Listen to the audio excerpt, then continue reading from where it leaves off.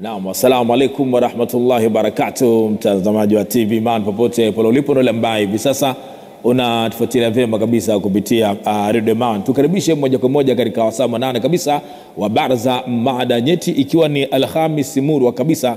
Naamini hapo umeketi na unasubiri kwamba leo kuna jambo gani ambalo tutalizungumza. Kwanza kabisa ni Kasim Limo, na leo niko na brother Yusuf Kileo ambaye yeye ni mtaalamu wa usalama mtandao na uchunguzi wa makosa ya kidijitali. Jambo kubwa ambalo tutakuja kulizungumza ni kuhusiana ulinzi wa watoto dhidi ya ukatili mtandaoni. Tutazungumza mengi, lakini cha msingi tufuatilie, na wewe baadaye pia tutakupa nafasi ya kuweza kuuliza pale ambapo unahisi kuna jambo limepita na hujaelewa vizuri. Kabla mengi ni msalimie brother hapa. Naam, asalamu alaykum bwana. Salamu, vipi hali? Safi kwema? Salama. Bwana muda mrefu, miezi 6 siyo 7 siyo 8.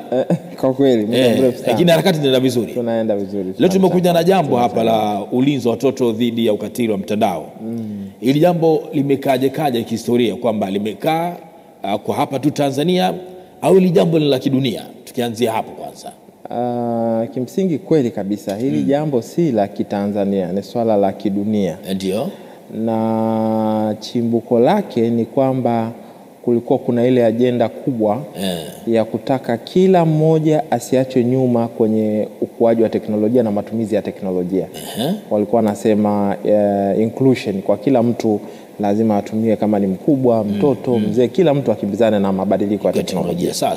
Na hicho kilipelekea kila rika liweze kupewa fursa ya kutumia teknolojia. Ndio. Na vile vile ilionekana hata watoto wanaokuwa sasa hivi, ukiwaangalia, ukiwachunguza, wengi wanapenda sana hata simu.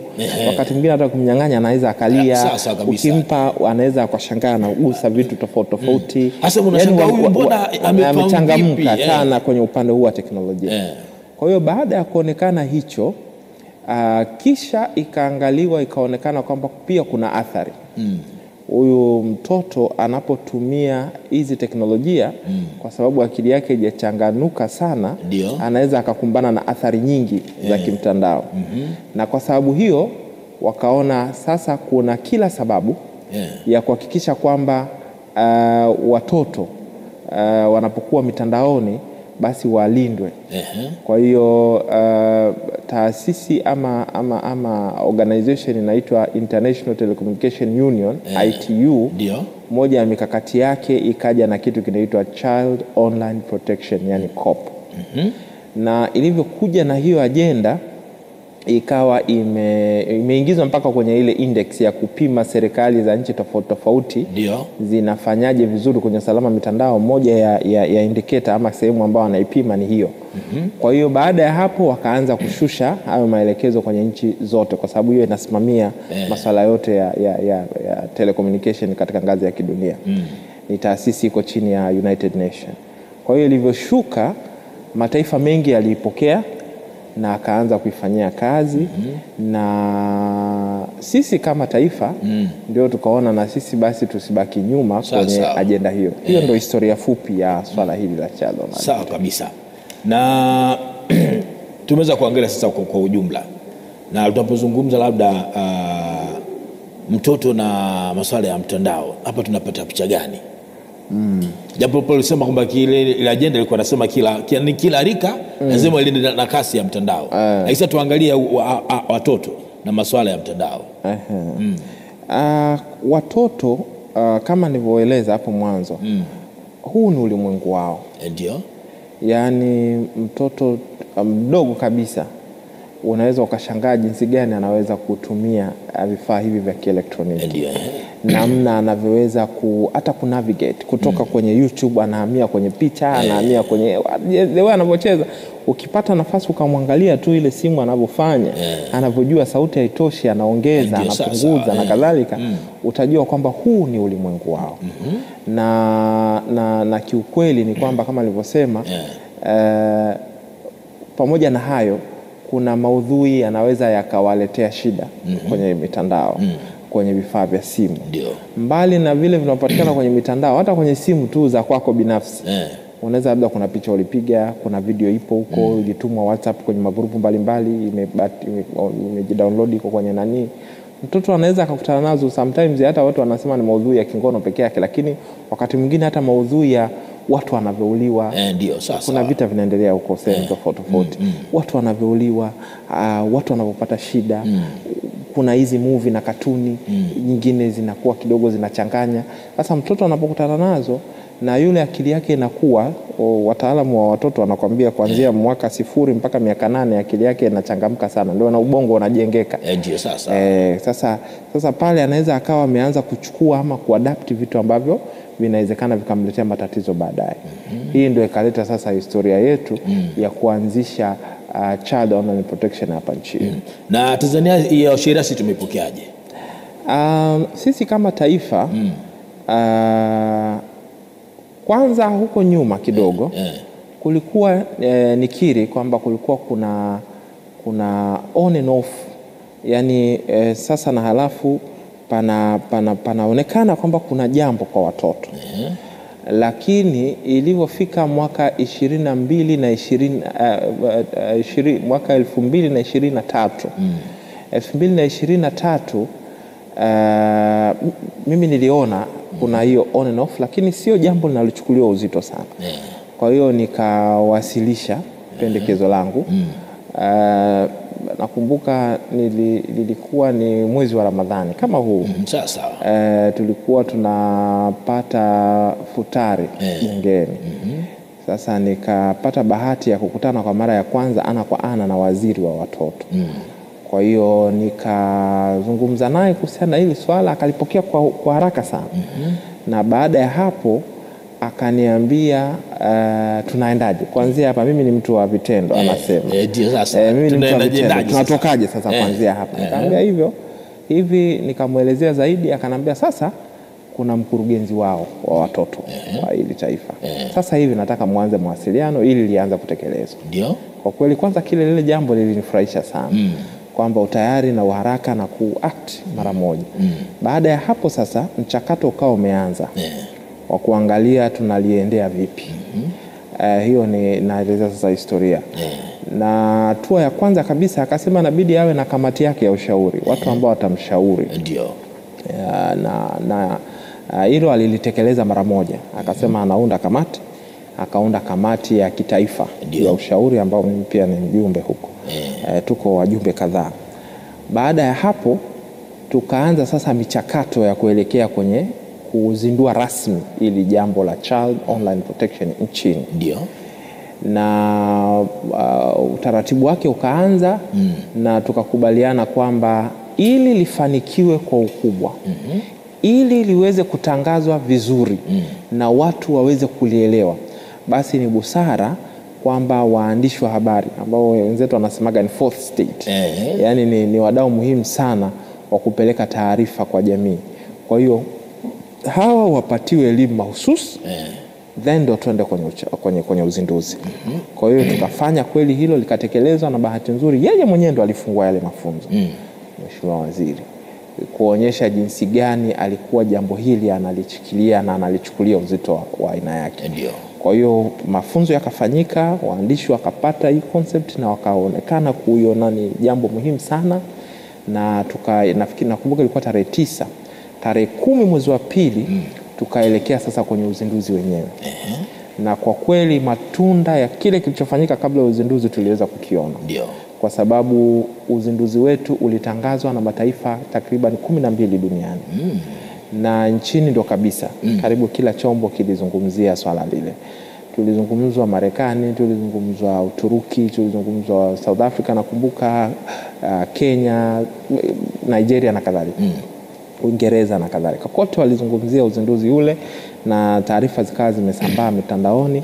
Na tukafurahi sana kwamba ilionekana sasa na sisi tumeingia kwenye ramani ya dunia kwamba rasmi Tanzania ina kitu kinaitwa Child Online Protection.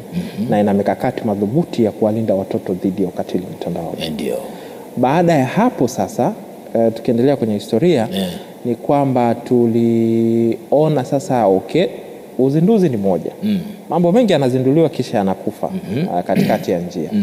Sasa tupate ile muendelezo. Nini tupangiane majukumu na Mheshimiwa Waziri akapendekeza kuwe na muda tunajifanyia tathmini. Asa kabla tujaendelea hapo, wakati unamfikishia Mheshimiwa Waziri, ulihisi kwamba atalipokea kwa haraka jinsi alivyolipokea au ulihisi kwamba kutoka kuna ugumu fulani hivi? Kimsingi mimi ule uhalisia ni kwamba hata wakati namuongelesha mimi kawaida yangu, nature yangu ni kwamba ninapoona kuna jambo ndio hasa likiwa kwanza linaendana na area yangu ya masuala yangu, ninapenda kufikisha kwa mhusika, ni mshauri sasa kwa njia yoyote na hata kama liko nje lakini lina umuhimu naona kwamba hili kwa kweli kwa nchi yetu linatufaa, pia huwa nalipeleka na hiyo kawaida siku zote. Kwa hiyo nafikisha kwa mhusika na mwambia bwana kuna ABC. Sasa swala la either yule atalipokea ama hatolipokea, atalifanyia kazi, siwezi kumpush. Na kiukweli na mimi nilikuwa nafanya kwa njia hiyo. Nikasema bwana mimi nitampa. Lakini huenda naye ana mambo mengi, wizara yake ni kubwa. Huenda akabana na mambo mengine lisitekelezeke, sawa. Lakini nitakuwa tayari nitekeleza majukumu yangu kwamba nilishashauri kuhusiana na hichi kitu. Na mara zote mimi naamini hivyo, kishamaliza hiyo unakuwa umeshamaliza majukumu yako. Kwa hiyo respond ni kwamba sikuwa na hakika sana kwamba atalichukulia vipi. Na tulikuwa hatujuani kabla ya hapo. Na atalichukulia uzito ama sio uzito, lakini kwa kweli respondi ya tena ya haraka hapo kwa hapo sawa ilinifanya niwe na furaha sana na imani kubwa sana na utendaji wake. Baada ya kulibeba, lakini tumeona pia amekuwa na mipango nalo, sio kama amelibeba akaleka mezani, lakini pia akawa amekuunganisha na mkurugenzi wa idara ya watoto. Lakini pia kuna kauli akisema kwamba lazima tujifanyie tathmini. Tuanzie hapo sasa. Baada ya hapo sasa palipangwa ile taratibu za namna ya kuliendea hili kama nilivyosema. Na kulikuwa kuna mambo makubwa matatu. Hata kwenye siku ya anapozungumza na waandishi wa habari ni moja ya maelezo alitoa mahususi namna gani ataliendea hili swala. Kwa hiyo kitu kikubwa ambacho tulikiona tutatembea kama mkakati ni kwamba tuende na vitu vikubwa vitatu. Kwamba kwanza kabisa kuwe na mapitio mapya ya sheria ya mtoto ili kuongeza vipengele vya kuelezea ama kudhibiti udhalilishaji mitandao. Swala la pili tukasema lazima elimu ya uelewa itambae kweli kweli. Yaani watu wajulishwe sasa na halafu mpaka tuhakikishe kila mmoja ameelewa. Swala la tatu kama unavyojua unaweza ukamwelimisha mtu kisha ukaweka na sheria, lakini kama huna controls bado mambo yanaweza unaweza ukamwambia mtu kuingia hapa hairuhusiwi. Kisha ukaweka na sheria kwamba ukiingia hapa tutakufunga miaka 6. Lakini kama hujaweka mlango pale ili asiweze kuingia, wewe atapita baadhi ya watu. Sasa kwa hiyo hicho ndo tunaita controls. Kwa hiyo hilo likawa ni la tatu, kwamba pamoja na sheria, pamoja na elimu kubwa ya uelewa itakaendelea kusambaa, lazima tuje pia na mikakati ya control. Sasa jinsi gani sasa tutaweka hivyo vidhibiti kuhakikisha kwamba hatufocus kwenye kutatua tatizo likishatokea, ila tunaweka kwenye udhibiti ili tuzuie tatizo lisitokee. Kwa hiyo hizo ndio ni mambo matatu makubwa ambayo tumekubaliana kwamba tutatembea huko. Ndio. Na la kwanza ambalo la upande wa sheria limeshafanyika. Tumefanikiwa kwa 100%. Ilipelekwa bungeni, ikapitishwa, ikasainiwa na Mheshimiwa Rais mama yetu mpendwa Dr. Samia Suluhu Hassan. Kwa hiyo hilo likawa limepita. Swala la awareness, kazi inaendelea. Na hapa ni mambo mengi sana yamefanyika. Nafikiri nitakuja kuelezea, lakini swala la controls pia ni swala ambalo sasa lipo kwenye mijadala mbalimbali kwa sababu tuliunda kamati kubwa, kuna kamati nyingine ndogo. Kwa hiyo kwenye kamati ndogo kuna mijadala mbalimbali inaendelea. Jinsi gani tutaanza kufanya controls mbalimbali zifanyike. Miongoni mwayo tunayofikiria sana ni kuja na kitu kinaitwa child sim card. Sim card mahususi kwa ajili ya watoto. Lakini tunawaza kuona jinsi gani tutaweka elimu zaidi kwa wazazi ili waweze kutumia controls ambazo tayari ziko. yani zimeshawekwa kwenye ngazi ya kidunia kwa sababu duniani huko tayari kuna controls, na hata hiyo child sim card tunaikwambia tunataka kufikiria pia huko duniani tayari iko. Nakumbuka walienda Abu Dhabi mheshimiwa waziri na mkurugenzi wakakutana na hilo liko huko na wenzetu huko washaanza kuyafanya. Kwa hiyo hayo mambo tayari yako, lakini na sisi tuangalie kama hiyo child sim card ama hiyo sim card kwa ajili ya watoto ni jambo la kiutendaji zaidi ndani. Lakini kuna hizo controls zingine, mfano parental controls, kuna ile mambo ya time out, kuna masuala ya mengi ambayo yako kwenye controls, mambo ya mzazi mwenyewe kuhakikisha kwamba anafuatilia na kujua mtoto wake anafanya nini mtandaoni, kutumia vifaa mbalimbali ama hata kutumia yeye mwenyewe kwenda kuangalia simu na vifaa vya mtoto wake vinavyo operate. Kwa hiyo hizo zote ni controls na zinaweza zikasaidia kufanya huyu mtoto asiwe mhanga wa changamoto za kihalifu mtandao. Sawa. Mtu anaweza akajiuliza, kuna athari za ukatili huko ambao tunauona. Sasa kuna athari zote za ukatili mtandaoni dhidi ya watoto? Hakika. Na watoto ni wanasema watoto wanawake ndio kundi lingine linafuata. Sawa. Watoto ni wanaweza kuwa wahanga wakubwa sana. Na sababu ni kubwa 3. Ya kwanza kabisa, akili zao hazijachangamka kujua baya na zuri. Sasa yani wanakuwa wanapokea kila kinachokuja, wanacholishwa na mtandao, wanacholishwa na teknolojia, yeye anakichukua kama kilivyo, na kwa sababu akili yake ndio inakuwa inachukua mambo, inaweza ikahusika katika kumshape, yani kumfanya mtoto aweje kesho yake. Ni sawasawa na mtoto ukimkuza kwenye mitandao, mfano unamwekea zaidi mambo ya wazungu na nini, unakuta huyo mtoto ana behave kizungu. Ukimweke unaelewa na kwa hiyo ile inaweza ikamshape. Lakini hiyo ni sababu ya kwanza. Sababu ya pili ni kwa sababu mtoto yeye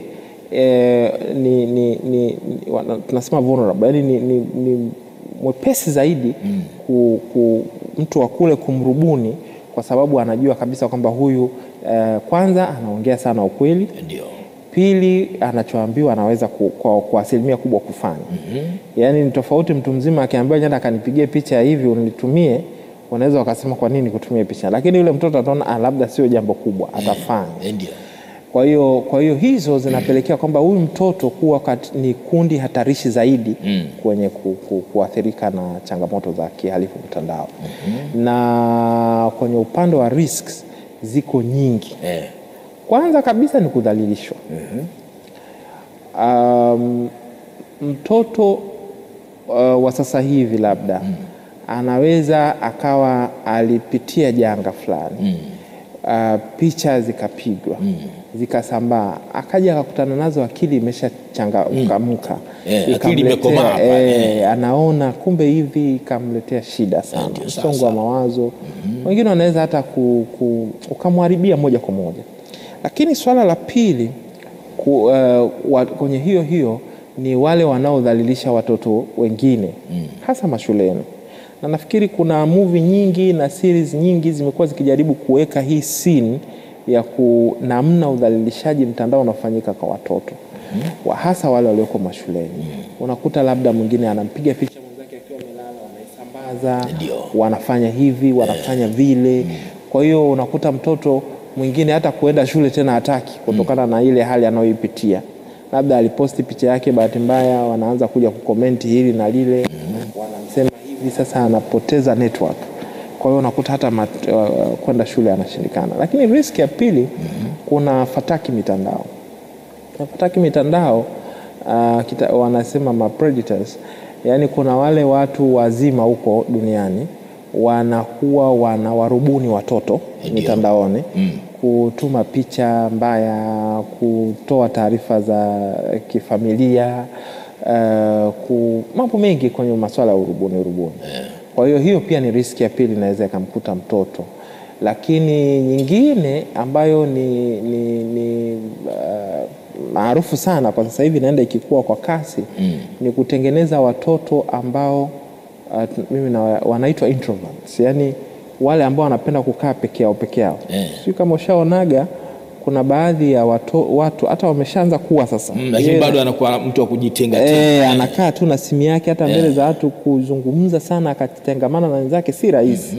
Unakuta anashika simu yake tu hivi anaangalia muda wote, amejitenga hivyo. Kuna sasa ile ni athari, alishakuwa mraibu toka mtoto, sasa imemletea athari, riski ambayo ameshaipata kutokana na uraibu mitandao. Na hiyo inaweza ikamfanya yule, watu wanaweza kusema ni sawa mwanangu, wengine hawalichukulii jambo hilo uzito, lakini inaenda sasa inamwathiri mpaka maeneo ya kazi. Ndio. Unajua ukipata mtu introvert kazini, kisha pata 4 5, kuna kazi ngumu hapo kazini. Kwa sababu kuna kitu wanafanyaga tunaitaga team building, kuwafanya watu watengamane, teamwork, kucollaborate na nini. Sasa kama kuna ambao hawataki hicho, maana yake tayari umeshatengeneza tatizo huko kazini. Kwa hiyo inasababishwa na ile riski ambayo ni ya uraibu mtandao, ambayo inaweza kumpelekea mtu kuwa katika hiyo hali. Lakini mbali na hapo kuna masuala mengi mengine ambayo mtoto kimsingi kwenye mitandao anaweza akakutana nayo.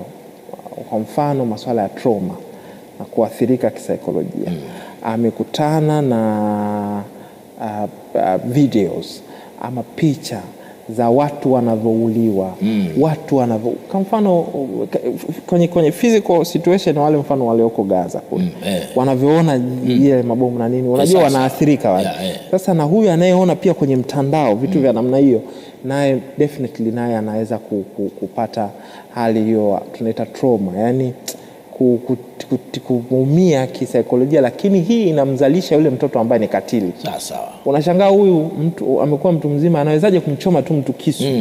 Kumbe alikuwa akiona watu wanavyochomana visu. Kama umewahi kufuatilia watoto wadogo wakiangalia hizi picha za kivita, unaweza ukashangaa nje nao wanacheza mpira, wanaambiana na kuua na hata of course sio halisi.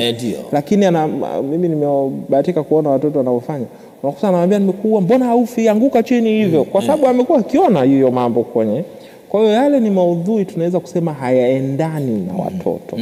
Kwa hiyo ni changamoto ambayo vile vile kama nilivyosema ni nyingi ambazo wanaweza kukutana nazo. Na hizi zote tuna kila jukumu za kuwalinda watoto hasa wa Tanzania, kuhakikisha kwamba hawaathiriki na hizo hayo. Na hii sheria imekuja wakati mwafaka au tumechelewa?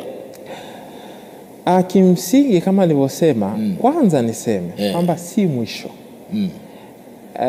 Teknolojia nature yake inabadilika sana.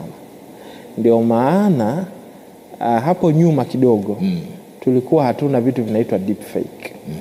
Kwamba wewe utengenezwe hivi unazungumza lakini si wewe. Sawa kabisa. Hapo nyuma kidogo tulikuwa hatuna kitu kinaitwa attack on critical infrastructure. Kwamba magari yanaweza akaangushwa, treni zikasimamishwa, umeme ukazimwa na kadhalika na kadhalika. Hapo nyuma kidogo tulikuwa tunaga kitu kinaitwa cyber warfare. Na mambo mengi ambayo sasa yameshaibuka, yameshakuwa ni changamoto. Kutokana na teknolojia inavyokuwa. Kwa hiyo kadri teknolojia inavyokuwa, changamoto nazo zinakuwa, sheria nazo zinabidi zipitiwe. Kwa hiyo haya mapitio ya sheria ya sasa ni kutokana labda na changamoto za sasa tulizoziona. Lakini kadri zitavyoendelea kubadilika, maana yake zitaendelea kubadilishwa na kuboreshwa sasa na halafu. Na kwa sababu hiyo ya msingi, tunawezekana kwamba tumefanya kazi yetu sasa, lakini bado kazi itaendelea kufanyika. Na ndio hicho kujibu tu swali lako ni kwamba siwezi kusema tumechelewa, lakini ndio kama hivyo tumeshaona teknolojia imeshakuja, imeleta athari, tafiti zimefanyika, zimeonekana kuna tatizo, lazima mambo yafanyike. Kwa hiyo lazima hilo nalo lifanyike, na limefanyika, bahati nzuri limekwisha. Na mtoto tunamkadiria wa miaka mingapi? Yaani kwa mwaka 0 mpaka 10 au mpaka 15 ama vipi? Kwa mujibu wa sheria za nchi yetu ni mpaka miaka 18. Sasa. Kwa hiyo ni mwaka 0 mpaka miaka 18, huyo bado anahesabika mtoto. Ndio maana nikasema kuna wale ambao wako mashuleni, kuna ambao wako sekondari pia. Na kuna wakati mwingine hata mtu ameingia chuoni mwaka wa kwanza na miaka 18. Kuna wakati mwingine unakuta scenario za namna hiyo. Hao wote wanakuwa ni watoto. Akishafikisha miaka 19 anaondoka kwenye utoto. Na kimsingi ni kwamba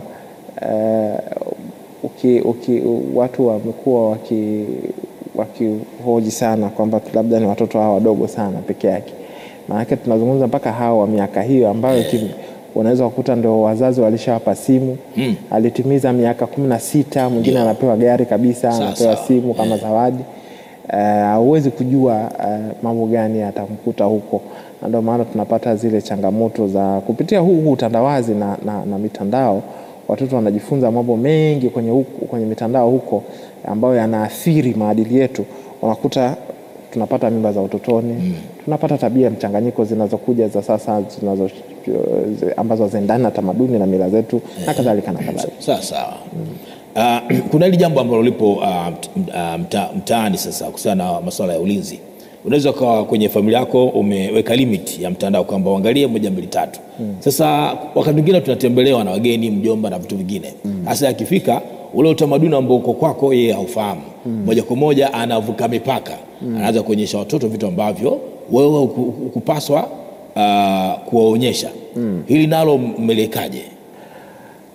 Ni kweli kuna changamoto hizo kwamba mzazi na mlezi anaweza ndani akaweza kuwa na taratibu mahususi anazifuata, lakini ubaya bahati akitoka nje anaweza akakutana na hayo mambo ama ndani mgeni akatembea akamletea vifaa hivyo vya elektroniki vyenye mambo mchanganyiko.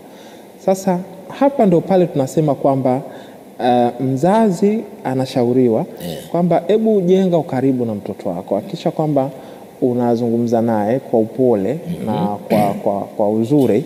Unataka kujua kwa sababu tunakaa na watoto wetu kwa muda fulani.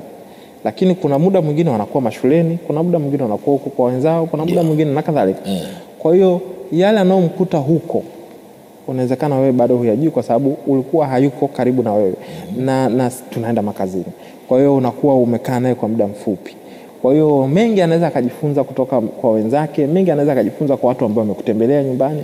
Kwa hiyo kikubwa tunachokushauri kwenye eneo hilo ni kuhakikisha kwamba kwanza unakuwa unamueleza kimsingi mtoto kwamba kuna athari. Ndio unatumia kifaa hiki, lakini kuna 1 2 3 4 unaweza kukumbana nayo. Lakini la pili unalomueleza mtoto ni kwamba unapokutana na majanga kama haya, unapokutana na mtu amekwambia hiki, unakutana na hili, unakutana na hili, hebu niletee, niambie. Muwe na mazungumzo ya sasa na halafu. Na la tatu kubwa zaidi ni kwamba sasa na halafu, hebu jaribu kupitia kwenye kifaa chake, huyu amekuwa akifuatilia nini, akitazama nini. Mimi kuna baadhi ya wazazi tumekuwa tukizungumza hivyo, kanambia ngoja nikuletee kifaa cha mtoto wangu. Hebu nisaidie hapa tuone vipi. Mama anapata na mshtuko. Anasema vitu vinamwogofya. Hasa kwa mwanangu ndio hivi, nikamwambia hii hiki amesearch jana, hiki hapa ndo alikuwa akifuatilia, hiki hapa ndo hivi alikuwa na hii ndio alikuwa anaangalia jana na anaonyesha. Anachanganyikiwa. Anaona kwamba mwanangu hivi ndio hivi alivyo. Kwa hiyo yote ni kwa sababu ulikuwa hatujajijengea hiyo taratibu ya kuangalia watoto wanafanyaje. Watoto hivi fani nimempa sawa simu yake, huwa anawasiliana na nani? Kwenye marafiki zake huko ni wapi? Angalau uingie kwenye inbox yake uangalie watu gani wanaongea naye na kitu kama hivyo. Kwa hiyo haya yote kwanza nieleze wazi yanaweza kufanyika moja kwa moja kwenye kifaa ama kwenye kupitia zile parental controls unaweza kaifanya vile remotely. Bila mtoto kujua unafanya. Na kuna utafiti ukifanya tu mdogo unaweza kubaini kwamba watoto vifaa vya kidijitali wanavitumia kwa spidi kali kushinda hata wazazi. Mzazi anaweza kaishia tu hata kwenye message na vitu vingine, lakini mtoto ametoka pale anaenda mbele zaidi. Sasa huyu mzazi anakuta amepitwa na mtoto, sasa anaweza kumdhibiti kweli? Na hiyo ndio changamoto kubwa ambayo ipo. Na mimi naambia mzazi usijivunie kuona kwamba mimi nimezaliwa kabla ya kompyuta, anaita BBC, born before computer. Kwa hiyo hakuna ulazima wangu na mtoto huyu mtoto wangu anajua zaidi. Hicho si jambo la kujivunia. Tunashauri kwamba wewe kama mzazi, kama mlezi, namna unavyomjenga mtoto wako kwenye mazingira haya ambayo tunaita physical, haya ambayo tunayaona tunaweza kuyashika, ni hivyo hivyo ujitahidi kumjenga mtoto wako kwenye mazingira haya ya kimtandao. Kwa sababu niliwahi kusema au napenda kusema siku zote kwamba mambo yote haya ambayo yamekuwa yakifanyika katika hali hii ya kawaida hii ambayo tumeizoea, yote alishahamia mtandaoni. Ndio maana kuna wizi mtandaoni, mtu aende tena benki anaiba mtandaoni. Kuna udhalilishaji, zamani tulikuwa ukiona ndio unaitwa hivi vile, lakini sasa hivi mtandaoni. Kulikuwa kuna kuua, sasa hivi imehamia mtandaoni, si lazima nikufuate nikupige kisu ama bunduki, naweza ngakuua kupitia mitandao na kadhalika. Tuliwe kuona hata mfano mwepesi hivi karibuni, watu walikuwa wanatumia vifaa vyao, vile vifaa vyote vikalipuka, zaidi ya watu 2000 wakafa. Nafikiri tuliona hizo habari. Kwa hiyo kuna mambo mengi yanafanyika, kuna hiyo human mother na kadhalika. Kwa hiyo kila jambo ambalo lilikuwa linafanyika katika hali ya kawaida linaweza kufanyika sasa hivi kwenye mtandao. Kwa hiyo kwa hivyo wewe wakati unamlea mtoto wako katika hii hali ya kawaida, ameingia wapi, rafiki yake ni upi, anayemtembea naye ni upi na nini, vile vile kwenye mtandao lazima uhakikishe unafahamu. Na ndio hicho tunachokisema siku zote kwamba kujivunia ama kuona kwamba mambo ya mitandao ni ya watoto, hiyo ni changamoto. Wewe kama mzazi, wewe kama mlezi, una jukumu la kujifunza mambo mawili matatu kuhusiana na mitandao. Nimetoa mfano huu, hata kujua tu mtoto wako huwa anapitia wapi. Kuna wakati mwingine unaweza mtoto wako kama yuko Facebook, unajua yuko Facebook, na wewe tengeneza account yako ya Facebook, friend kule, angalia ana interact vipi, anaongea na watu wa aina gani, posti zake za namna gani, then unachukua hatua ya kumwelimisha kwa sababu tayari unafuatilia nendo zake. Sawa. Mtoto hapa unaweza ukamkataza asitumie mtandao, lakini kuna muda ukifika moja kwa moja ni italazimika aingie humo. Kwa nchi sasa ina mipango gani baadaye ulinzi sasa ni utumiaji ni ukatili wa watoto mtandaoni uwe ni salama zaidi? Kama nilivyosema, kwanza kabisa hatuhamasishi kuzuia watoto wasitumie, kwa sababu teknolojia kama nilivyoeleza ina nini wanasema, yani kuna uzuri wake na ubaya wake. Ndio. Uzuri ni kama hivyo kuwasiliana. Mtoto wako anaweza akawa yuko mbali, mnawe siku hizi dunia ni kijiji, unaongea naye na video call, mnaonana. Mawasiliano imerahisisha sana mawasiliano. Kingine wenyewe kuburudika hivyo na katuni na kadhalika. Lakini kingine kuna masuala mengi, kwa mfano kujifunza, kuwa innovative. Sasa hivi kupitia teknolojia unawashangaa watoto wadogo. Juzi kuna mwingine amepata tunzo, anatengeneza mifumo, anafanya nini, na bado hata umri wake hujakaa vizuri, ni mtoto wa sekondari. Kwa hiyo kunaweza kumfanya akawa innovative na kadhalika na kadhalika. Kwa hiyo mazuri ni mengi. Kwa hiyo ndio maana hata ukifuatilia kwenye taifa letu, Mheshimiwa Rais mama yetu Dr. Samia Suluhu Hassan amewekeza sana kwenye tehama, kwenye kuanzia ngazi za chini, kwamba wafunzwe huko chini. Tujenge vijana ambao ni innovative, tujenge vijana ambao wana uwezo kwenye masuala ya teknolojia.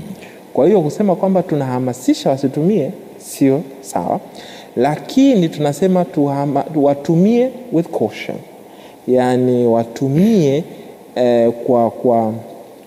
kwa tahadhari, kwamba unapotumia ujue kuna wanasema dark side, yani upande hasi ama upande mbaya wa hiyo mitandao, na ujipange kuhakikisha kwamba unajilinda, kwa sababu ulinzi unaanza katika ngazi ya mtu binafsi. Wewe mwenyewe unafanya nini? Wewe mwenyewe umekuwa vipi?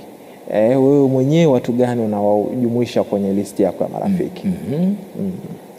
Naam, shukrani sana mtazamaji na msikilizaji ambaye bado unatufuatilia. Bado niko na brother Yusuf Kileo. Mengi tumezungumza kuhusiana na ulinzi wa watoto dhidi ya ukatili wa mtandao, na natumai pia nawe kuna picha kubwa umeweza kuipata. Ameweza kutuelezea historia ilivyo na kwa hapa Tanzania mazingira yakoje, lakini pia naye ana mchango mkubwa sana katika hili ambalo amekuja nalo leo kulizungumza. Kabla tujaendelea na mengine, tupate kwanza mapumziko alafu tutarejea.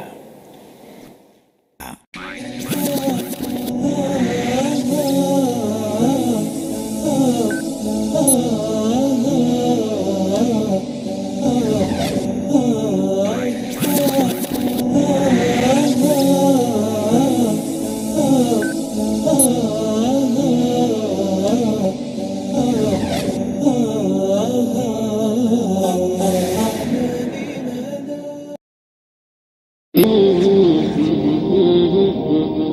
TV Iman Tanzania, elimu bila mipaka.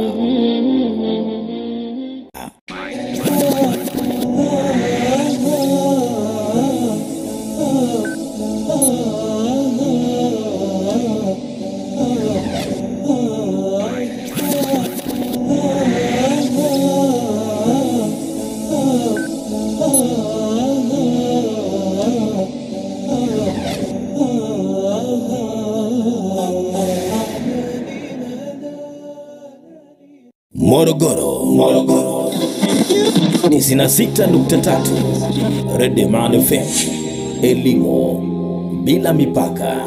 Iman FM, elimu bila mipaka. Nataka kusema ndugu nisikizeni, kuwapa pongezi njema itokayo moyoni. Hongera zote na hima kwa waloikhwani, walotuletea redio na TV Imani. Naam, asante sana mtazamaji na msikilizaji ambaye bado unatufuatilia, na amini kwamba hivi sasa maswali yameweza kuulizwa, lakini baadaye yatakuja kuyaangaza. Lakini kumbuka bado niko na brother Yusuf Kileo, mtaalamu wa usalama mtandao na uchunguzi wa makosa ya kidijitali. Jambo ambalo tuko nalo hapa tunalizungumza ni ulinzi wa watoto dhidi ya ukatili mtandaoni. Mengi tumeweza kuyaona na mengi tumeweza kuyazungumza. Brother Kileo, tumerejea tena lakini kwa tunaangalia mipango sasa ya baadaye. Nchi ina mpango gani kuhusiana na ulinzi wa watoto mtandaoni? Nafikiri mkurugenzi hilo analijibu vizuri zaidi. Sawa. Kwa sababu yeye ndio mwenye mipango yake. Sisi wengine tunakuwa ni washauri wake. Ndio. Pamoja na mheshimiwa waziri. Kwa hiyo lakini ninachofahamu ni kwamba kama nilivyoeleza kule mwanzoni kabisa. Ndio. Moja ya mipango ambayo nafikiri itakuwa na impact kubwa sana kwa nchi yetu. Ndio. Ni hili swala la controls, na kama nilivyokuelezea umuhimu wake mwanzoni, nikakwambia kwamba haya mawili ambayo tayari tumeyafanya kwa kiwango kizuri, hili swala la awareness ambayo tunaendelea nalo, kesho yenyewe tunaendelea na hilo na hiki tunachokifanya hapa ndio hicho awareness, tunatoa elimu ya uelewa. Lakini swala la sheria limefanyika, lakini kumpa mtu elimu ya uelewa. Kwanza sheria peke yake ndio ya kwanza. Sheria peke yake haitoshi, lazima umpe mtu elimu ya uelewa. Mtu anaweza akapewa elimu ya uelewa haitoshi, lazima umwekee hizo tunaita controls. Ndio yule mfano wa kwanza nilikupa kuhusiana na mlango na usipite hapa, lakini hakuna mlango. Ndio maana kuna tangazo la wanasemaga kuna tangazo la usimwage taka hapa, usifanye kitu gani hapa, na bado vitu vinafanyika sasa. Kwa hiyo ni kwa sababu control sasa zile haziko. Ni maneno tu na sheria tu na elimu tu ya uelewa labda imetolewa. Kwa hiyo controls ni muhimu sana. Na ndio maana mfano sasa hivi nikupe mfano mzuri wa controls. Mfano unaweza ukasema msiende mwendo kasi, msifanye hivi, msifanye vile. Na sheria ikatoa watu mtakufa, mtasababisha ajali, mtafanya nini. Lakini kwa nini tunaenda kuweka speed governor? Ni ile kwa ajili ya kucontrol ile speed isiwe kubwa. Kwa nini tunakuja kuweka zile taa za barabarani? Hizo zote ni control, kumzuia basi usipite na usiende. Kwa nini tunakuja kuweka hizo CCTV za kucapture movement za watu na baadaye tuwachukulie hatua? Kwa hiyo hizo zote tunahitaji ndio controls. Kwa sababu sheria peke yake na elimu ya uelewa peke yake siku zote haijawahi kuzaa matunda 100%. Lazima control ifate ili kuhakikisha haya matatu yanaenda kwa pamoja ili kuweza kufikia yale matunda.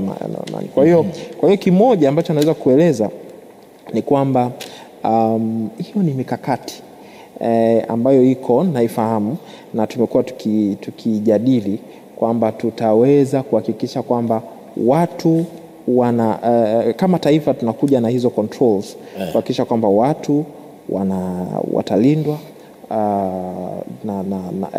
tunawekeza kwenye udhibiti kabla ya kuja kushughulikia matatizo yakishatokea. Ndio.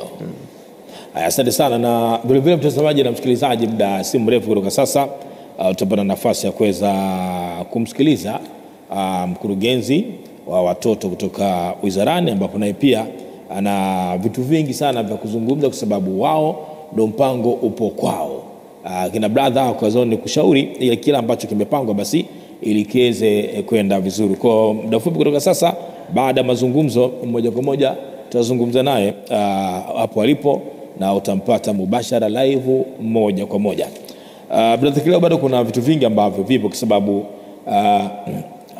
mitandao ipo, lakini ulinzi wa watoto ni ndio jambo la kidunia, lakini bado tunaendelea kupambana nalo. Unahisi kwa miaka kadhaa ijayo tutakuwa tumefanikiwa katika huu ulinzi? Niseme kwamba tumeshajiwekea utaratibu mzuri sana wa kujitathmini.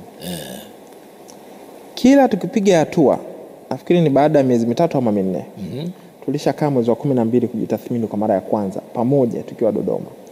Na Mheshimiwa Waziri alikaa kwenye kikao mwanzo mwisho, sio kufungua tu na mpaka tunafunga tunaondoka.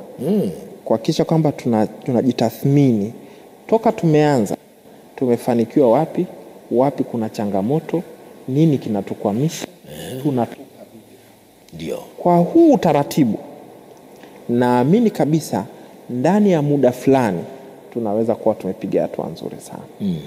Na ndio maana nafikiri mambo ya evaluation, mambo ya tathmini ni muhimu sana kuweza kufanya jambo likaenda vizuri. Kwa hiyo kwa ufupi tu kupitia utaratibu ambao tumejiwekea wa kujitathmini kila baada ya muda fulani, naamini kabisa kwamba utakuja kutusaidia tukaweza kufanya vizuri baada ya muda fulani, tukaona matokeo na watu wakaanza kuona impact kwenye nchi yetu kwenye upande huu. Sawa. Wakati tunamsubiri mkurugenzi, tupunguze kidogo maswali ya wasikilizaji. Ujumbe mfupi tumia kupitia nambari ya simu ya 0734 79 67 42. Huyu ndugu anasema hivi, baada ya asalamu alaykum, mitandao imekuwa huru sana kiasi cha kwamba vinapostiwa vitu ambavyo ni hatarishi na vina athari kwa watoto. Na je, hili linaangaliwaje na linadhibitiwaje? Yaya 6 Baba Arif kutoka Jambiani, Zanzibar. Kwanza namshukuru kwa swali zuri. Ndio. Utakumbuka mwaka 2015 mwezi wa 9 tarehe 1 ilipitishwa sheria maarufu sana inaitwa Cyber Crime Act, ambao kwenye ile sheria ina makatazo mengi sana na hukumu zake. Mojawapo ni hizi za kuposti picha mbaya mitandaoni. Na ni iko wazi. Sasa kwenye hili kuna changamoto nafikiri 2 ama 3 kubwa. Changamoto ya kwanza kabisa ni uelewa uko mdogo. Ndio. Watu nafikiri hawajui kwamba wakati mwingine hili ni kosa, bado wanaendelea kulifanya. Lakini changamoto ya pili ni reporting. Je, watu wanaripoti matatizo haya wanapoyaona ili yachukuliwe hatua? Sababu niliwahi kusema siku moja kwamba unapokutana na changamoto yoyote, hata katika hii hali ya kawaida, leo mtu amekuibia simu, mtu kamuua mtoto wako, wewe ukalia ukanyamaza ukaenda ukazika, ama ukalia ukanyamaza ukaenda kununua simu nyingine, hakuna mtu atakayechukua hatua. Hakuna mtu yoyote atakayechukua hatua. Kwa hiyo lazima uripoti ili uchunguzi ufanyike na hatua zichukuliwe. Kuna hili tatizo la kutokuripoti. Ndio. Lakini tatizo la 3 ni enforcement. Yaani uchukuliwaji wa hatua hivi vitu. Mimi nimekuwa nikisema siku zote kwamba masuala ya usalama mtandao na masuala hayo uhalifu mtandao na kadhalika si masuala ya siri. Ni masuala ambayo lazima hatua zinapochukuliwa mambo yawekwe wazi, na ili liwe somo kwa wengine waweze kujirekebisha. Kwa sababu huenda kuna kwenye enforcement labda jambo linafanyika, watu wanachukuliwa hatua, lakini kwa vile watu ni kitu ambacho hakionekani, hakieleweki, kwa hiyo bado wengine wanaona haiwi somo kwao.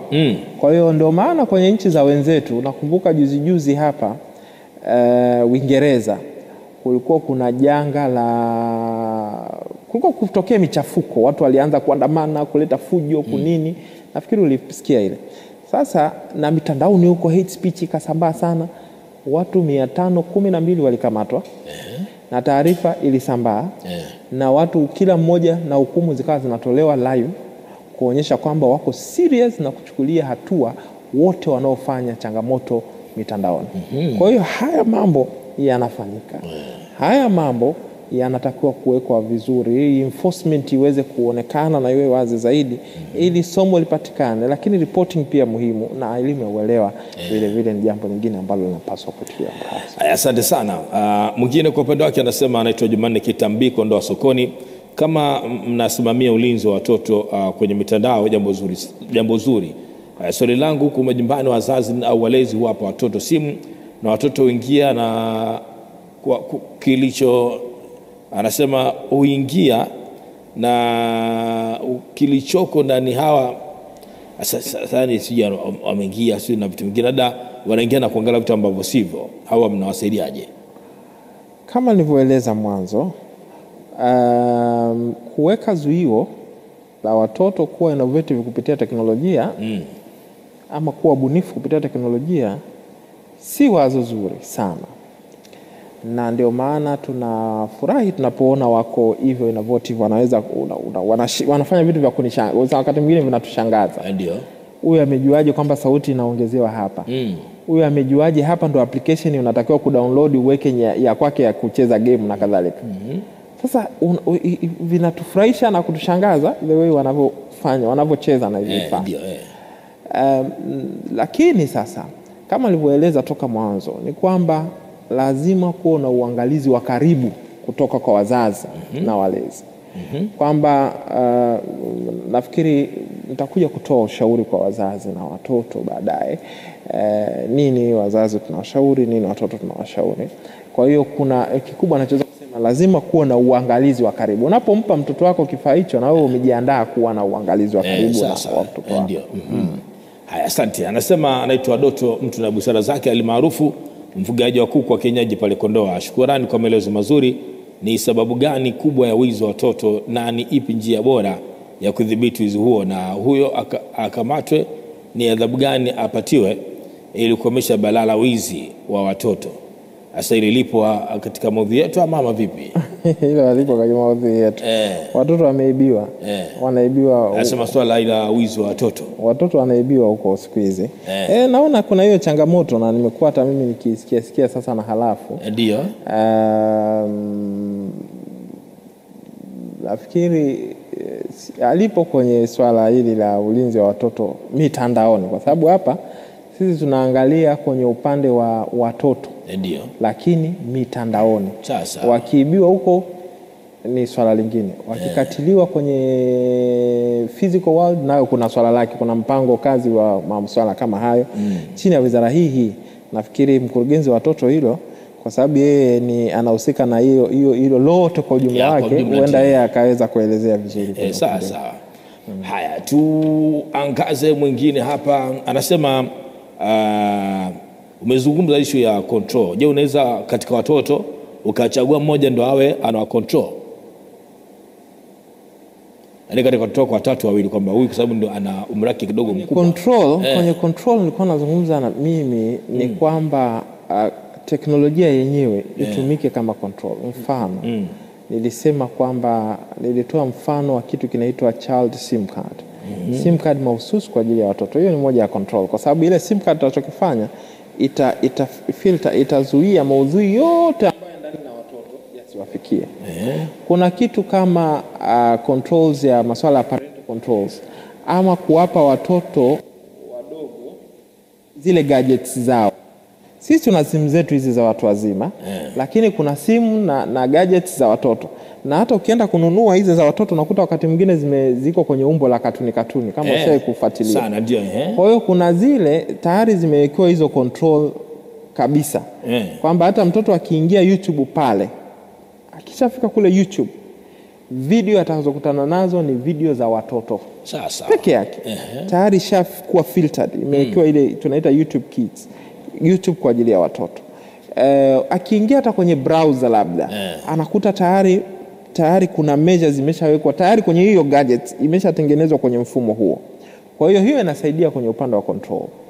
na ndio maana tunashauri mtoto akiwa mdogo sana kuliko kumpa simu yako na unataka sana umpe simu naye achezee, nenda kamtafutie zile za kwao ndogo na zinauzwa bei tu si kubwa sana madukani.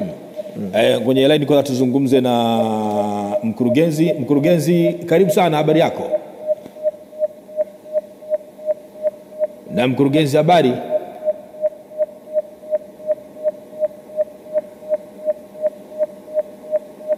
Haya, nadhani ngoja kwanza tuweke mazingira mazuri afu tutarejea hapa. Na ujumbe mfupi watu wanaendelea kunitumia, lakini ngoja kidogo tupate mapumziko ya sekunde 2 alafu tutarejea.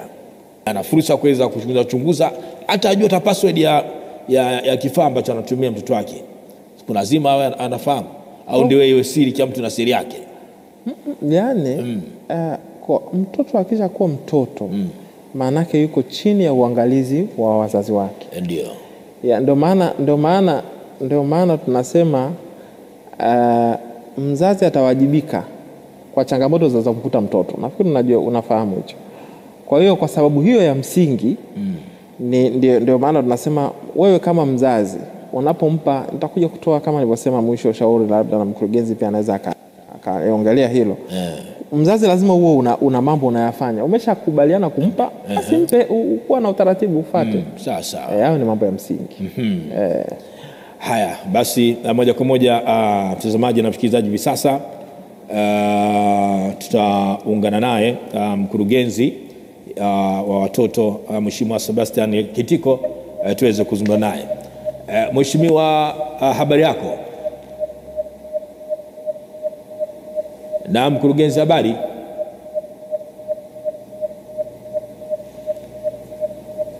Na mkurugenzi, karibu sana bwana, tunakupata.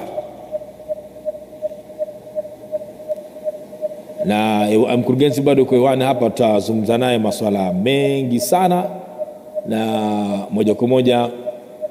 Naam, shukrani sana mtazamaji na msikilizaji ambaye unatufuatilia. Pale awali tulizungumza kwamba tutazungumza na mkurugenzi moja kwa moja naye basi aweze kutueleza mengi ambayo yanahusu ulinzi wa watoto dhidi ya ukatili mtandaoni. Mkurugenzi kwenye line hapa, habari yako? Njema, habari ya asubuhi. Tunamshukuru Mungu, habari za wizarani hapo? Tunaendelea vizuri. Asante sana, nashukuru kwa kuniunganisha na Imani TV. Hivi sasa Watanzania wanakufuatilia kupitia TV na redio. Labda kikubwa tu ungetueleza jambo gani ambalo liliwapelekea mkafanya huu utafiti na matokeo yake yakoje? Kabla ya mwaka ya 2022 tulikuwa hatuna uhakika kiwango cha ukatili wa watoto kwenye mitandao. Tunajaribu kuhisia tu. Sasa baada ya kupata taarifa za mara kadhaa kwamba watoto wanafanyiwa ukatili kwenye mitandao, tukasema hivi sasa utafiti kujua ukubwa wa tatizo. Ndio 2019 kwa kushirikiana na shirika la kuhudumia watoto duniani UNICEF tukakomesha utafiti. Utafiti wetu ulipofika 2022 utafiti ulikamilika na kuzinduliwa taarifa ya utafiti. Ndio ikabainisha ukubwa wa tatizo. Watoto wanatumia mitandao kinyume na ambavyo tulikuwa tunafikiria. Watoto wanatumia mitandao kwa takriban 67%. Katika hao 67%, 4% walifanywa aina moja au nyingine ya ukatili kwenye mitandao. Ndio. Ikijumuisha kuonyeshwa maudhui ya ngono, lakini kushirikishwa kwenye ngono ya mitandao, lakini kuwasiliana na uhalifu wa mitandao na kukutana nao ana kwa ana kufanya nao ngono, lakini na athari nyingine ambazo zinakuta watoto zinazoendana na ukatili, ikiwemo masuala ya urahibu. Unatumia mtandao, unafika mahali ambapo sasa unasahau mambo mengine yote. Kwa hiyo unajikuta wewe unaona kwamba simu ndio kila kitu. Kwa hiyo kila wakati unacheza na simu tu, unajisahau. Wakati wengine hata watoto hawataki akiingia na simu chumbani basi anakesha nayo. Akiambuya anakuwa hana uwezo wa kwenda shule, hana uwezo wa kufanya chochote akiwa nyumbani. Kwa hiyo hayo ndo matokeo ya utafiti uliofanyika mwaka 2010 na matokeo yakatoka 2022. Asante. Sasa mkurugenzi, kama nchi tuna mipango gani ya baadaye? Kama nchi, jambo la kwanza na ambalo nafikiri ni la msingi na wakubaliana kwamba maendeleo ya teknolojia ya habari na mawasiliano yamekuja na changamoto ya uelewa. Ndio. ya simu kwa watoto wetu na uelewa wa wazazi kuwasimamia watoto, kwa sababu kumwambia mzazi msimamia mtoto sahihi simu yake, chombo chake cha kielektroniki, yeye mwenyewe hana uelewa wa kutosha. Yeye mwenyewe mzazi anamuomba mtoto msaada wamsaidie, na hiyo ni ushahidi, wazazi wengi watanishuhudia kwamba ukitokea changamoto ndogo tu ya simu pale nyumbani, lazima mtoto atafutwe. Ndio anayekusaidia kuifix hiyo simu, anasaidia kuitengeneza hiyo simu. Ndio. Kwa hiyo hatuna uelewa wa wazazi. Wanao wanaingia kwenye hiyo mitandao, anashindwa kutoka, anaendelea kufanywa ukatili huko ndani. Lakini vile vile madhara ya ukatili au madhara ya matumizi yasiyo sahihi ya simu kwa watoto wetu bado ni changamoto, na watoto wengi wanakimbiliaga kwenye mitandao ambayo inawavutia kwa umri wao, kwa sababu utafiti ulifanyika kwa kulenga watoto wa umri wa miaka 10 mpaka chini ya miaka 18. Kwa hiyo hilo kundi kubwa ambalo linatumia simu. Sasa hilo ni kundi balehe, watoto ambao kama ni wa kike basi wanaelekea kuvunja ungo au wamevunja ungo, lakini kama wa kiume wameingia kwenye balehe. Sasa kundi hilo napenda mitandao inayohusiana na masuala ya ngono, maudhui ya kingono, na huko sasa ndipo wanapokutana na ukatili. Kwa hiyo wewe ukimpa simu nako kitani huko, sasa ina madhara kwa umri wao. Ukianza kuangalia maudhui ya kingono yana athari ya kisaikolojia, na athari za kisaikolojia zina uhusiano mkubwa sana na ukuaji, yana madhara makubwa. Sasa tulichokifanya sisi kama serikali kikubwa,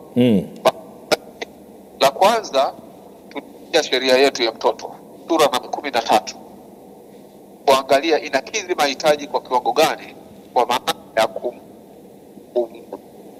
kuwalinda watoto wetu dhidi ya wahalifu kwenye mitandao. Kubaini kwamba sheria yetu. Sasa mwaka jana, mwaka 2014 tulifanya marekebisho, tunaita marekebisho namba 10 ya sheria ya mtoto sura ya 13.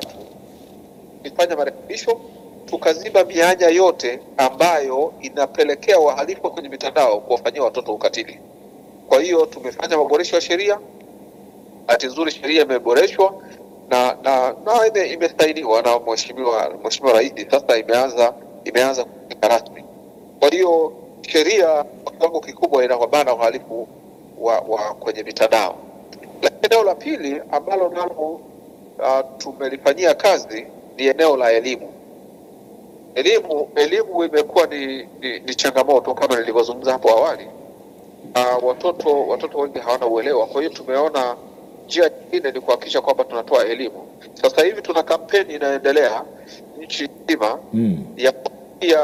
ya kuwafikia wazazi na watoto pamoja na walimu, kwa sababu walimu ndio wanakaa na watoto muda mrefu huko mashuleni. Kwa hiyo kampeni ya usalama wa watoto kwenye mitandao tumeanza katika hatua ya awali, tumefikia kanda 4 na tunatarajia hizo kanda zingine 3 mpaka kufikia mwezi Aprili tutakuwa tumeshazifikia zote. Lakini tunafikia kila mtu.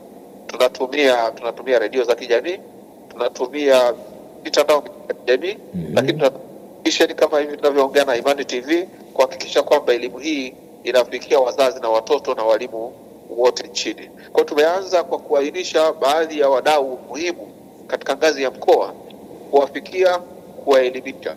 Kwa hiyo tumetengeneza vipeperushi mahususi, tumetengeneza vijarida mahususi ambavyo vinamlenga mtoto, vinamlenga mzazi, vinamlenga mwalimu, ili vijarida hivyo vitumike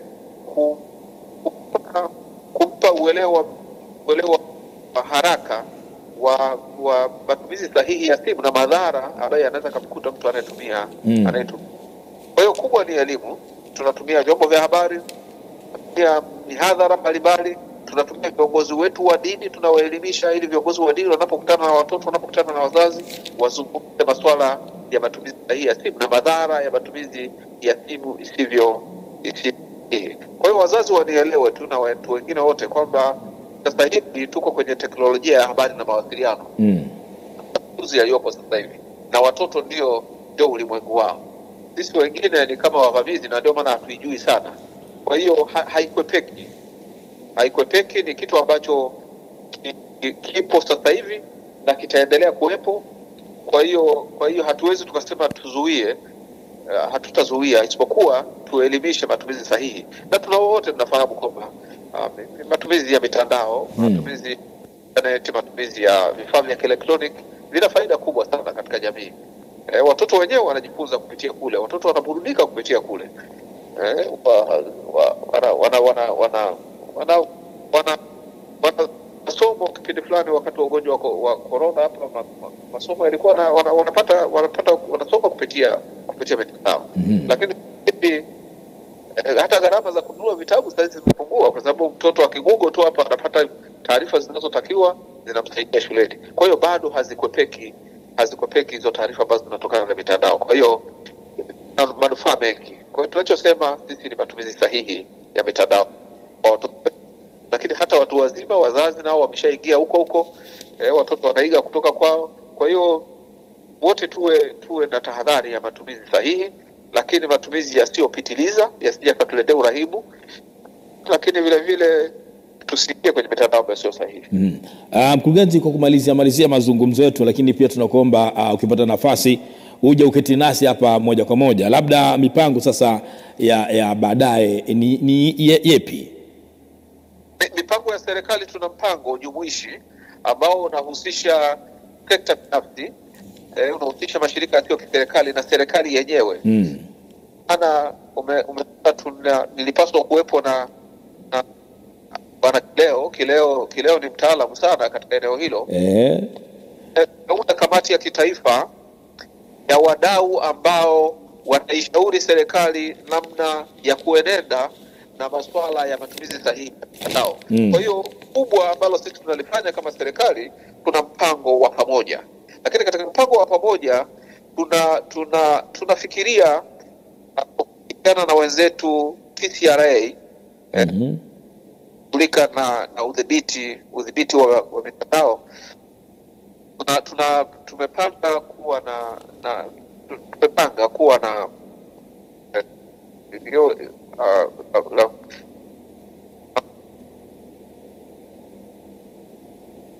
SIM card,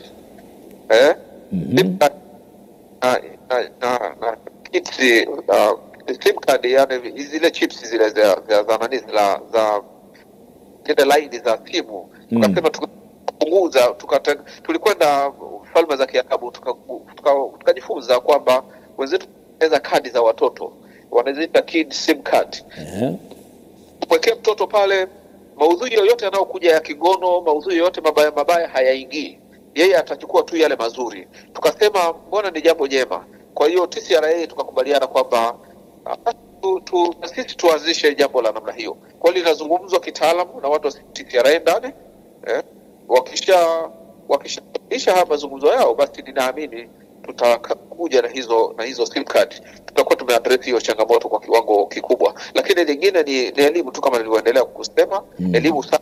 Lakini wale ambao sasa wanakuwa ni wakatili, basi tunaweza tukawachukulia hatua za kisheria. Lakini katika eneo la elimu, naomba niwaambie tu kwamba tuna namba yetu ya wizara, namba 116 ambayo 116.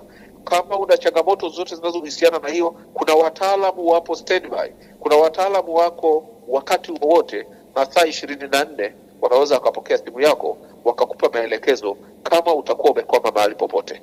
Kwa hiyo haya ndio maeneo makubwa ambayo mimi nayaona tunayafanyia. Sasa kwenye ile mpango ambao nimekueleza, kweli tuwezi kusema hapa kwenye kikao hiki, lakini tumejaribu kuangalia maeneo ambayo tunahitaji kuyafanyia kazi kwa haraka. Kwa hiyo hii pamoja sasa na kukamilisha zile kanda tatu ambazo tulikuwa tujazifikia, tukamilisha sasa kanda zote 7. Lakini sana kwa dini, kama nilivyosema, tunatumia sana vyombo vya habari, hasa redio za kijamii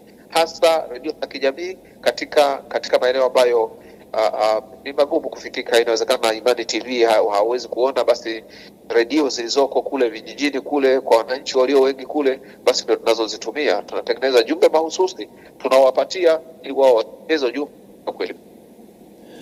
Mkurugenzi, tunakushukuru sana kwa kutenga muda wako, lakini pia tunakukaribisha siku nyingine ili tuzungumze na mengineyo kuhusiana na ulinzi na usalama wa mtoto katika mitandao. Nashukuru sana. Asanteni sana TV Imani, nashukuru kwa nafasi hii. Nikija Morogoro nitawatafuta. Nawashukuru sana. Na shukrani sana. Na mtazamaji na msikilizaji, kumbuka tulikuwa na mkurugenzi idara maendeleo ya watoto kutoka Wizara ya Maendeleo Jinsia na Wanawake na Watoto. Mengi tumeweza kuzungumza, lakini pia bado ana nafasi ya kuja kuketi hapa. Haya, hivi sasa moja kwa moja ndio karibu tumsikiza mkurugenzi hapa, ametoa ufafanuzi mzuri sana. Sasa labda kama kuna maswali mengine atakuwa yanamhusu yeye, kama utakuwa unafahamu vizuri basi utaeleza, lakini kama yatakuwa yanamhusu moja kwa moja, sababu amesema akija Morogoro atakuja hapa, nafasi pia ni ya kwake. Tukienda katika upande wa message, kuna huyu mwingine aliuliza kwamba lakini njia bora ni nzuri ni wazazi kuwa makini na uangalizi bora na mzuri kwa watoto, hasa mama, kwa sababu ndio anakaa muda mrefu mwingi na watoto, huenda ikasaidia asilimia kubwa kukomesha hili jambo. Huyu ameshauri kwamba mama ndo awe karibu kuangalia watoto, sababu wazazi wa kiume tumekuwa na pilika nyingi. Ni sahihi, lakini pia na baba wanapata nafasi unapokuwa nyumbani na wewe uongeze nguvu kuhakikisha kwamba unatoa mfano. Kuna maelekezo yale kwamba wakati tuko mezani tunakula, basi tusitumie vifaa vyetu vya kielektroniki, tuviweke pembeni. Vinamsaidia yule mtoto asiwe mraibu. Lakini sasa hivi imefikia mahali mtu anakula na mkono wa kulia, lakini simu iko huko. Unaweza hiyo ni baba anaweza akaenforce hiyo kwenye familia yake. Unaweza vile vile ukaleta kitu kwamba lisali moja kabla hujaenda kulala, kifaa chako cha elektroniki ukiache usiende nacho chumbani na usikitumie lisali moja kabla hujaenda kulala. Hivyo vyote vinaweza vikamsaidia baba ukileta hicho kwenye familia, vikamsaidia kwanza mtoto kuondokana na uraibu. Sasa hivi tumeona nchi kama Australia, nchi kama Brazil na kadhalika, wamekuja na sheria zao za udhibiti watoto wasitumie vifaa hivi vya elektroniki wanapokuwa shule. Kwa sababu aliona uraibu umekuwa mkubwa, watoto wanachanganyikiwa. Mambo ni mengi, mtoto simu wanatengeneza wao, tulikuwa nasema introvert, watu ambao hawapendi kujumuika na wengine, wameanza kuwa wengi. Kwa hiyo wakaona hapana, lazima tuanze kuset hiyo limit. Muda huu ambao nafikiri ni masaa 6 mpaka 8, mtoto asiwe na kifaa cha kielektroniki, ili aanze kuzoea sasa kucheza na wenzake, kutangamana na wenzake na kadhalika. Kwa hiyo wameanza kuona hizo na wanakuja na hivyo vitu. Kwa hiyo hivi vitu na wewe unaweza kaanza kuapply nyumbani kwako katika scale moja ndogo ndogo. Unaweza vile vile, wengine wanasema kwamba mtoto mdogo sana. Nilikuwa nikipata hiyo changamoto, naulizwa mara nyingi na wazazi. Anasema wananiambia kileo mtoto wangu ni mdogo sana. Lakini sasa changamoto ukimnyang'anya sasa ile simu, ndio analia mpaka unabidi umhurumie, unakuta umemrudishia. Sasa hapo natokaje kwenye hiyo hali? Na mimi nilikuwa nanipa shida kuelewa watu watatokaje. Lakini hivi karibuni niligundua kuna mtoto ndugu yangu anaitwa Agmal. Niligundua alikuwa mara nyingi anapenda sana simu yangu. Sasa ukimpa simu na anaona akiingia zake kwenye YouTube kwenye nini anaendelea kucheza, anafurahia. Mara nyingi ukimnyang'anya kweli anapata shida na analia na kadhalika. Lakini nikagundua ngoja hebu niwe nazima data. Nikazima data, unampa lakini umekuwa umezima data ile yani umezima internet. Ili akiingia na kweli akishapata anaenda zake YouTube, anaanza kutafuta. Anaona YouTube inazunguka na shangaa na kurudishia mwenyewe kifaa chako. Sasa ile nikagundua kumbe wazazi sasa hivi hiyo pia ni njia nyingine ambayo anaweza akaitumia. Kwamba unaweza ukamzuia mtoto kufikia kile anachokipenda. Kwa hiyo hata yeye atakurudishia, sio kwamba atalia, kwa sababu ataona sasa nashika na hazina kinachoendelea. Sasa Na hii nikaona kwamba nikakumbuka kwamba kipindi cha nyuma kwenye internet tulikuwa tukiingia kwenye zile internet cafe, kulikuwa kuna ile program ya time out. Ile program ya time out ilikuwa unapotumia mtandao muda wako ukiisha inafunga. Nafikiri unakumbuka tulikuwa tunaifanya hivyo kwenye internet cafe. Ndio. Kwa hiyo sasa tunaweza tukairudisha kwenye simu za watoto. Ili kumsaidia kuondokana na uraibu, kumsaidia kwamba anaona sasa simu imeshageuka kopo, ataiweka chini mwenyewe atafanya mambo mengine. Sasa Kwa hiyo nafikiri hiyo ni namna nzuri ambayo mimi kwa sasa nimeifikiria na kuiona kwamba inaweza ikatusaidia kwanza kuondoa watoto kwenye uraibu wa mitandao, lakini vile vile inaweza kusaidia hizo controls ni kama control, kwa sababu hizo sheria zinazopitishwa kama huko Australia na wapi kwamba watoto muda fulani mpaka muda fulani wasishike vifaa vya simu na kadhalika, hasa wakiwa mashuleni, inaweza ikawa ni sheria, wakapewa elimu ya uelewa labda ni kwa nini na kadhalika, lakini control kama hizo zinaweza zikawa ni msaada mkubwa sana kwa watoto. Sasa nisome message ya mwisho afu nipokee simu kadhaa. Ndugu yangu anasema asalamu alaykum. Ndugu mgeni, kwa kweli hii mitandao ya kijamii imekuwa msaada mkubwa kwa jamii, kwanza kujifunza mambo mbalimbali, pia kupata taarifa, kusoma, kupata utambuzi wa mambo mbalimbali.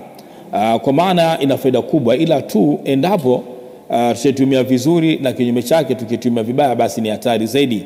Kwa hiyo ni wewe namna ya utumiaji, lakini kikubwa tutumie mitandao vizuri. Anaitwa Omari Saidi Mamba Abu Rujaina, kwa sasa Chalinze. Haya, shukrani sana. Basi moja kwa moja nipokee simu kadhaa. Nambari kupiga simu ni 0734796743. Piga hapo uzungumze nasi. Ila sasa kikubwa unapunguza sauti ya redio ama runinga ili tuweze basi kuelewana vizuri. 0734796743.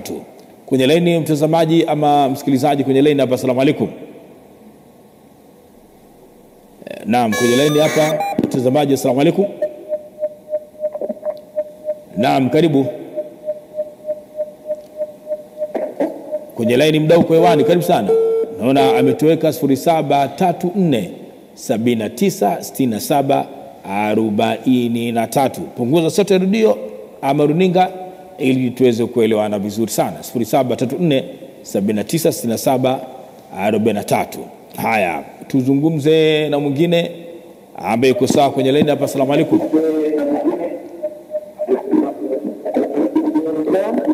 Asalamu alaykum. Haya ndugu yangu, tunakushukuru. Ni pale mwanzo nimesema upunguze sauti ya redio ama runinga, ndio tutaelewana. Kama sauti ya runinga iko juu ama sauti ya redio iko juu, hapa kidogo kuna Mwango Ayubu Mriski Longo siko Kondoa amesema kina baba tunajisahau sana. Ndio hivyo au ni yeye peke yake? Baba wengine nasema wananyoa wanajitambua. Kama nilivyosema ni kwamba wengi tunachukulia ile kwamba baba anakuwa busy na kazi, kutafuta analeta nyumbani mahitaji. Kwa hiyo anaweza akawa anakosa muda wa kutosha. Ndio. Lakini kama nilivyosema hapo mwanzo ni kwamba hata ile unapokuwa jioni unaweza ukaweka zile taratibu zako, sheria zako nyumbani, kuhakikisha kwamba unakuwa matumizi salama ya mtandao yanatamalaki hapo nyumbani kwako. Haya. Anasema samani nimechelewa kujiunga na kipindi. Nauliza, mtoto wa miaka 5 hadi 10 anaweza kufanyia ukatili gani wa kimtandao wakati anachokifanya kwenye simu ni kucheza game na kuangalia viklipu YouTube na hivyo hivyo? Dada mkubwa Fatuma Hussein wa Zuba Makoka, japo hili litolewa ufafanuzi sana wakati tunaanza kipindi, au labda kwa muhtasari tu kidogo. Mambo ni mengi. Mfano hizo klipu hizo anazosema anazitazama mtoto huyo mdogo, kuna zile ambazo ni za kuogofya, maudhui ya kuogofya.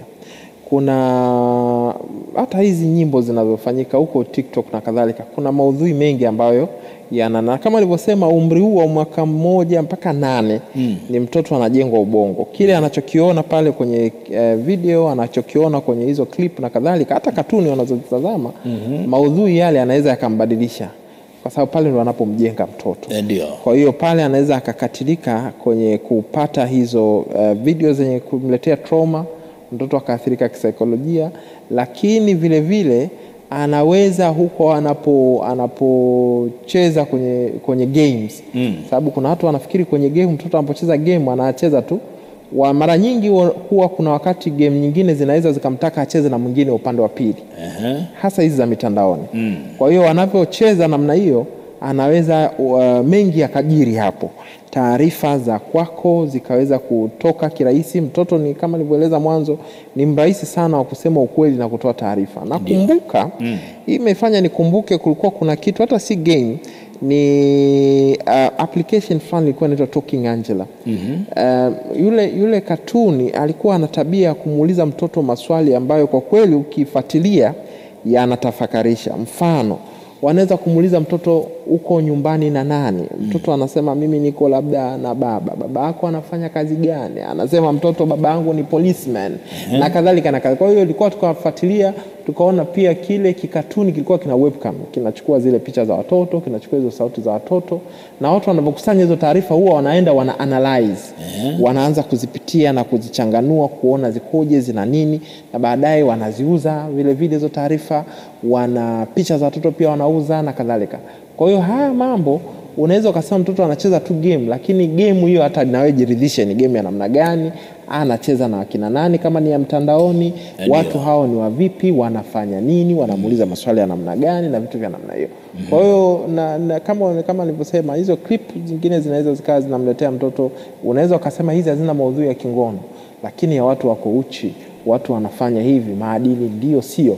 Na upande wa games hali kadhalika kama nilivyoweza kuelezea. Haya, huyu hapa naye anasema baada asalamu alaykum, asema hapa ni kwangu nina mtoto anaitwa Harithi, ni mwanangu ana umri wa miaka 10. Anajua simu mpaka mimi naogopa.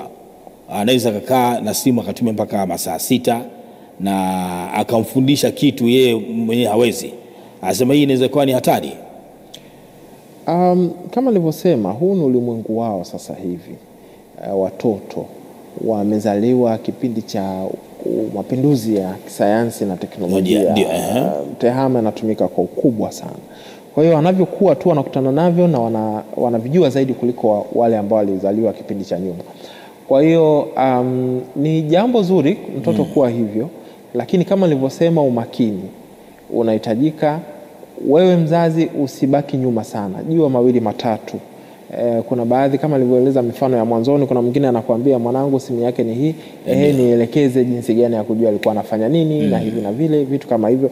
Unapaswa wewe kama mzazi na mlezi ujue hayo mambo, ili baadaye sije ukashtuka tu ukagundua kumbe ungeanza mapema kujua anachokipitia mitandaoni, vitu anavyopenda kutazama, vitu anavyopenda kuangalia, anavyopenda kufuatilia, ungekuwa katika hali nzuri sana. Muda umekwenda, labda katika hitimisho. Hitimisho ni shauri watoto. Mkurugenzi Kitiku kaka yangu ameweza kuelezea vizuri kwamba tuna changamoto ya watoto kutokuripoti haya matukio. Na kwenye upande wa kuripoti kuna mambo, kuna njia 2-3. Ya kwanza, unaweza ukaripoti kwa mzazi wako wa karibu ama ndugu jamaa wa karibu na muamini hapo nyumbani, kwamba kuna mtu ameniadi kwenye kama rafiki kaanza kunitumia picha hizi na zile. Unaweza ukaanzia hapo.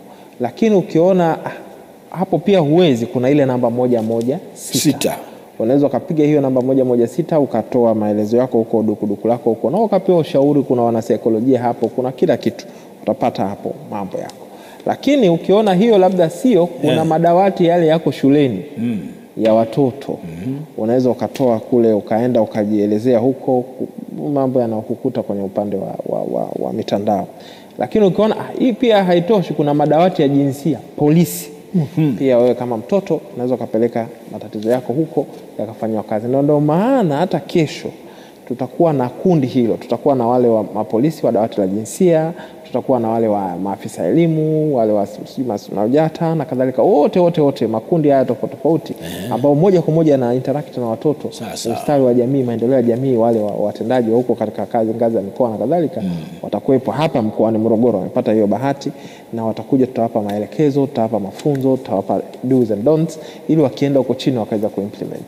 Kwa hiyo hao wote hao ni watu ambao wanaweza wakawafikia, na ukishawafikia watakupa msaada zaidi. Asante. Brother Kilomi, na kushukuru sana.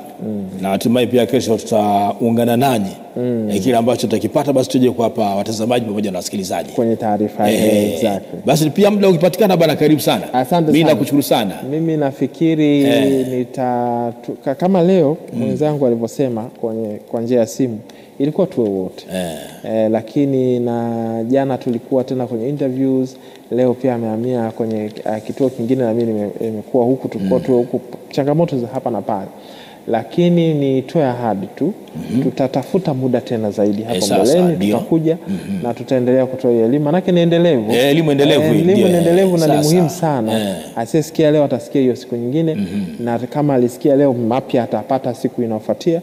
Kwa naamini tutarudi tena. Shukrani sana. Na mtazamaji pia wewe na kushukuru, lakini mshukuru sana Brother Yusuf Kileo ambaye ni mtaalamu wa usalama mtandao na uchunguzi wa makosa ya kidijitali, lakini pia tunamshukuru mkurugenzi Kituku kuweza kutanga muda wake na kuzungumza naye kwa njia ya simu, lakini nafasi ikipatikana atakuja hapa tuongea naye moja kwa moja. Mpaka hapa sisi hatuna la ziada kubwa, ile ambayo Brother Yusuf ametueleza ni kuweza kufanyia kazi, na hili jambo si kama limekufa leo, mazungumzo yamekufa leo, sababu jambo bado linaendelea. Kwa elimu pia itaendelea kutolewa mara kwa mara, ili sasa hili jambo baadaye ikae sawa na mipango ile serikali ambayo imepanga kwa miaka ya baadaye iweze kufikiwa vizuri. Mpaka hapa tumefika mwisho, tukutakie siku njema. Asalamu alaykum wa rahmatullahi wa barakatuh.